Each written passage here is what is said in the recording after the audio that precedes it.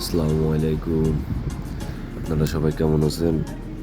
আলহামদুলিল্লাহ, আমিও ভালো আছি, শুধু একটু ঠান্ডা জ্বর। তো যাই হোক, টোপের কাজ নিয়ে চলে আসলাম আপনাদের মাঝে আবার।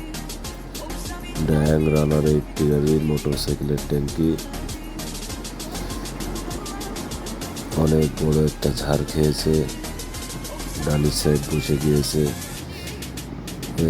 টোপ তোলার পরে ঘষে মাঝে যে পুটিং লাগাইছে,